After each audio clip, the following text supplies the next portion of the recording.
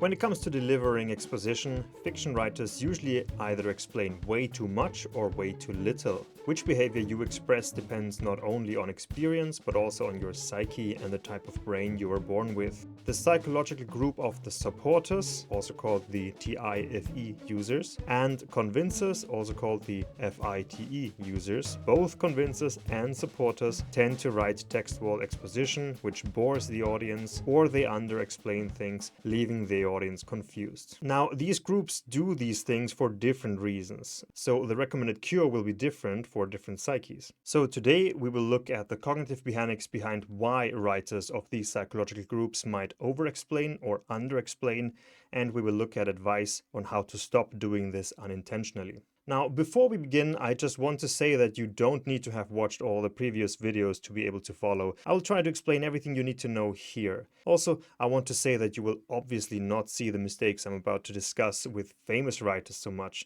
as their novels have gone through lots of revisions and editing. But when you look at unpublished writers and writers from writing groups, or at your own unfinished projects, then you might be able to observe these behaviors. Okay, so let's start with the convincers and why and when they do text wall exposition. This is the basic text wall exposition mistake, and it is something that we see very often in writing groups. I've done this myself often enough. First of all, we want to convince our audience of our value. Our cognitive function of introverted feeling is all about being emotionally invested in an idea, and we have that amazing idea in our minds, and we can't wait until the audience sees and understands just how awesome this idea is. So as soon as we start to write, we just blurt out all the reasons why it is so awesome. Introverted feeling only places emotional investment if there is a rational cause for such a placement, and the convincer projects this onto the reader and delivers that rational cause to them, hoping that they place the same emotional investment on these things, on the characters and the world building and so on. So part of the issue is that convincers aren't very in tune with what their audiences are invested in, when they get invested in something, and how to cultivate this investment. Audiences really like to get information when their brain is asking for it, but the convincer brain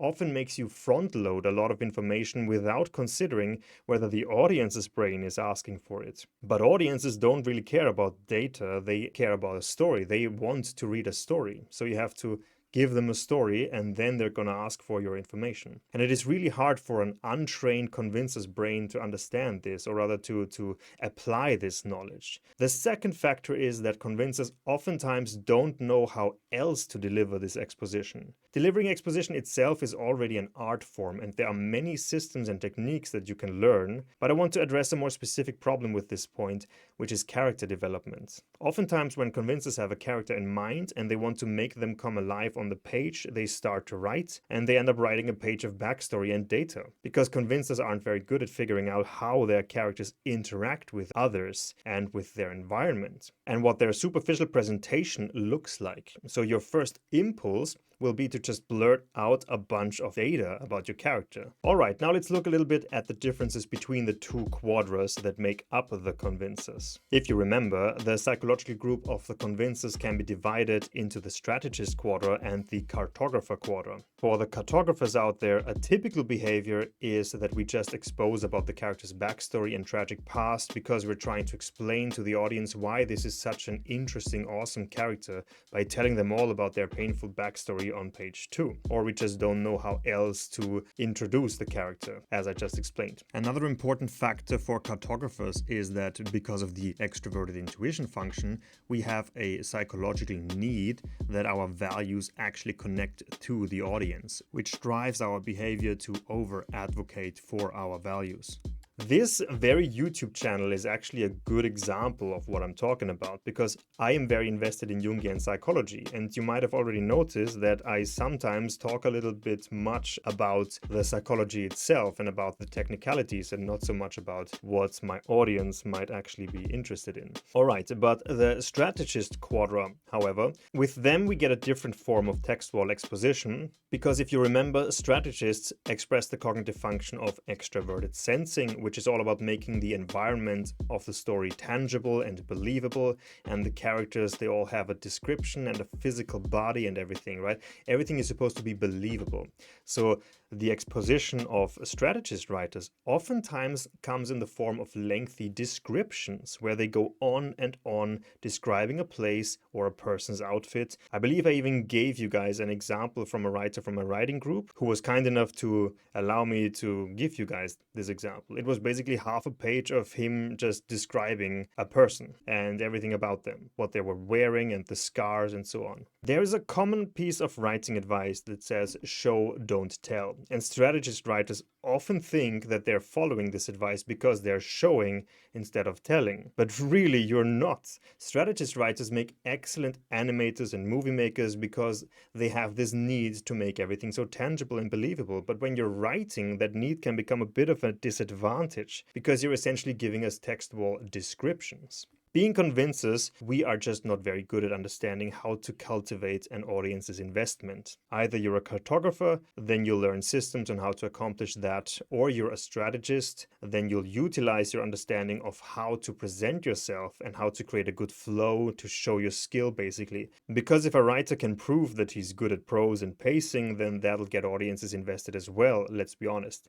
But any investment will fade quickly if you keep bombarding your reader with beautiful, elaborate descriptions and zero plot. What advice can I give you? Well, for the text wall exposition, just note all that information down and try to structure your scene before you write it in a way that incorporates pieces of exposition. In fact, the thing that I like to do is just write the dialogue first and the bullet points of the scene, and I decide right there where to place what pieces of exposition and how to deliver it through the narrative. You can learn more about that in my narrative structure video for convincers. You can make the characters show things to each other, which triggers a discussion about what it is, so that I never have to directly speak to the audience and inform them of something. For writers who over-describe, I also have advice. The character-driven description. If you describe a space or a person, focus on what the main character or characters notice, what affects them, and what effect it has on them. Try this out. Limit yourself to describing only what the character sees. It puts the reader closer into the character's mind. And also, personal tip of mine, if you describe it all through the character's lens, by coloring the descriptions with the character's feelings about these things, then you turn the whole exposition into character development. So you're actually writing character development, which is something that the audience really cares about, because hopefully they care about your character, and you sneak in the descriptions of the environment through this. The venue was loud and noisy and garish versus the venue was loud and pulsed with life. You immediately see how the character perceives the whole thing and you learn something about the character. Alright, now how do convincers under-explain? First of all, extroverted thinking users also tend to take writing advice rather seriously, so when they hear that you shouldn't over-explain, they might suddenly start going the other way and under-explain. I've seen convincers give far too little descriptions and explanations, even the strategists, because they heard that text wall descriptions or that text wall exposition just bores the reader. The convincers can also under-explain by accident, and here is how that works. All writers tend to project their own understanding on the audience. As convincers, our extroverted thinking allows us to keep all sorts of information structured in our heads. It's like we don't even need to outline because we know exactly what, when, and where, and some convincers actually don't outline for that very reason. But it's not always easy to remember what you've already told the audience and when, and sometimes you assume that your audience has the same structure in their minds as you have. So the advice I can give you here is that you want to write down notes and maybe an exposition map while you write in order to keep track of what your audience knows. An exposition map is a simple tool. You just open a text file or a Word document, you write a header with the name of like the issue or the plot line, and then you write for each chapter which information is delivered to which character and to the audience. Alright, now let's move on to the supporters. Supporters also sometimes write unintended text wall exposition, and the reason this happens is the nature of the supporter writing mode. If you did not prepare a structure for your scene, then you are bound to the intention of the scene as you you go in. And what happens next, it just happens, basically. So if your intention of the next scene is exposition, then off the rails you go. She wakes up and she's like, what is this? What is this? I want all the information. Give it to me now. And it became this like 7,000 word info dump. Then my editor was like, what happened? I'm like, she woke up and it's what happened. This is not necessarily a bad thing. The good thing about being a supporter is that you tend to experiment and you don't know what works until you actually do it. Sometimes supporters just do things that are not by the books and then for some reason it works. Sometimes they create text wall exposition and it works. But usually you would want to make sure that you sneak in the exposition rather than throwing it straight at the reader. A piece of advice for supporters then would be to try plot-driven exposition. When you arrive at a plot point or like a scene, and it requires the audience to know certain things, then just ask yourself what minimal information is needed for the reader to understand where this scene is coming from and to be able to follow the scene. What are the premises this scene unfolds from? That's how you know you'll need to add this information before, and then you can also try and figure out where to put it, and only that information. This will help you figure out a narrative structure in advance, so you can go into your scenes with a more clearly defined idea of what to do, with a clearer intention. As an added benefit, try withdrawing a piece of information and see if that adds tension to the scene. Alright, now how do supporters under-explain? With supporters, under-explaining is pretty much also a result of the writer projecting their understanding onto the audience, but it happens differently and way more often than with convincers, so I think it's worth having its own minutes to be talked about. First of all, introverted thinking. TI is all about what you understand, but it comes with a much weaker awareness of what the audience understands, and that leads to under-explaining. And if you think I'm just making stuff up here, I have several anecdotes of supporter writers who write down their stream of consciousness while being completely unaware that they are suddenly writing about people and events that they've never established before, but that the audience needs to know about if they want to be able to follow the story. And these writers seem to think that the audience already knows this information, which they've never delivered. Some supporter writers just don't know what the audience knows, and they just project their own understanding onto the audience, and they're completely unaware of the fact that the audience is completely confused. There are different levels to this, however. Some supporters are somewhat aware of what descriptions they deliver, but not information.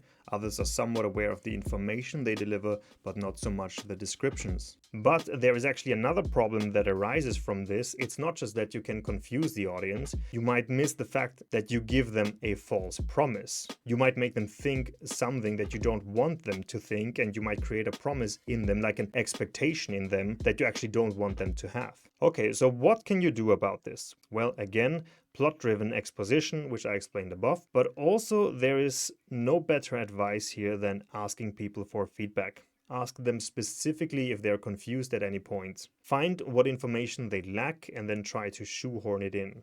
Another very good advice, of course, is from my video about the narrative structure for supporters, which of course is that you want to externalize the structuring process, you plan out the pieces of the scene, and you include the exposition that you want to deliver, and then you will figure out what to place where before you even start to write. And then you will know what your scenes have to do before you start to write. For completion, I want to add that both supporters and convincers tend to spew text wall exposition if they discover the story and didn't prepare any world building or backstory for it.